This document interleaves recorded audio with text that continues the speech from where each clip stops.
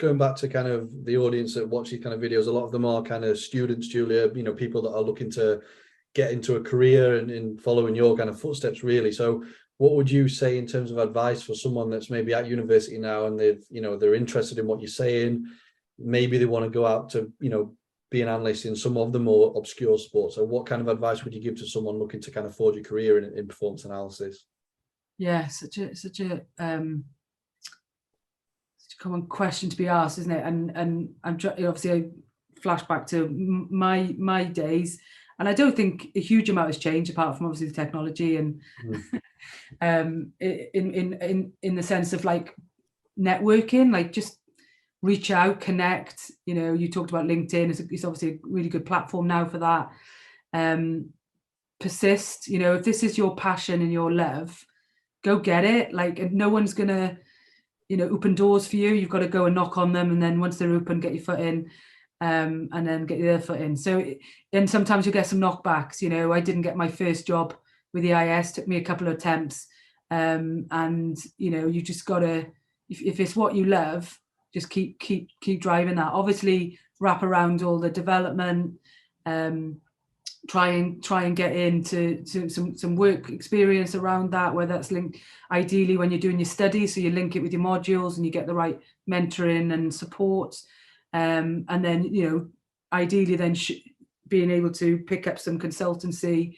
You don't have to, I remember this, there wasn't many full-time jobs back in my day, so I didn't have a choice, so I was pretty much 4 jobs wells at the time, and just you try and pick up different experiences along the way. Be really curious. You don't know everything, and you never will. And just try and understand through questioning and with when you get that engagement with coaches or athletes or other support staff, how they've been able to develop within their provision. So. Yeah, I think it's definitely persistence, because there's not a lot of these jobs out there, and even less in our world. Yeah. Networking, connecting, and obviously, technically being great. Yeah, I mean that goes, like the networking is so underrated. I mean, obviously it goes for any job or anything in life really, but it's so underrated that. See, LinkedIn, I've done videos separate just on LinkedIn, and I think people don't realize how useful and how powerful it can be just to learn from others that are in the jobs that you want to be in, just to kind of connect and ask questions and, like you said, be curious. And I think, when people are at university now, every university pretty much that I know will have teams that compete on a Wednesday, but so they can kind of go and they have these, they'll have a university taekwondo team or whatever it is, so they can grab a camera and just trying to do some work and just get used to being involved with the team really, and that can only be a benefit, I would say. But yeah, no, I fully agree with what you said, Julia. I mean, have you, again, kind of following on from that question, I presume, I may be wrong, but have you kind of been involved in hiring analysts then? So would you have interviewed analysts? So, because again, that's something that I get asked a lot in terms of obviously the application process. So how to do a CV, how to do this.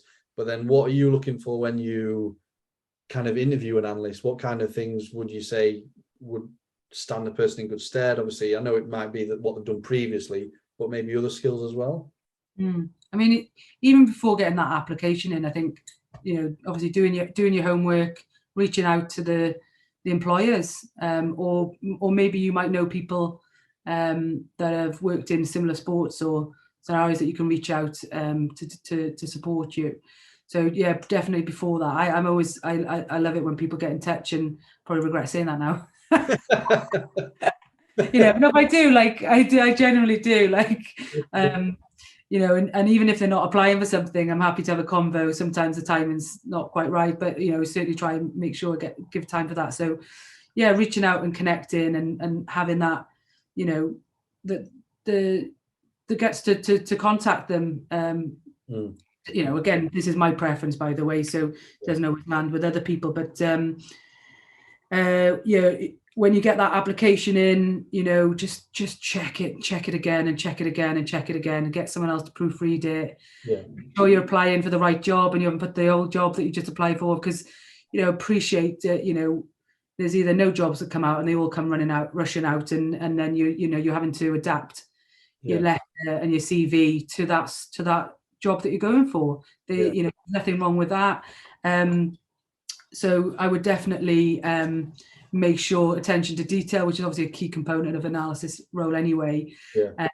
And obviously checking out the process. Every employer has a different process, and it might have changed by when you've applied for a previous job somewhere else. So what system and how you've got to apply? Is it a CV? Is it a letter? Is it both?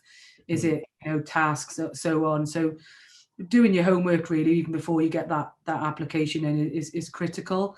And then you've got, obviously, you've got to stand out. So if we're saying our analysts are some of the best, landing the message, as Chris White would say, right under the coach and translating information and visualizing that effectively, then let's make sure our CV looks hot, and up to date with and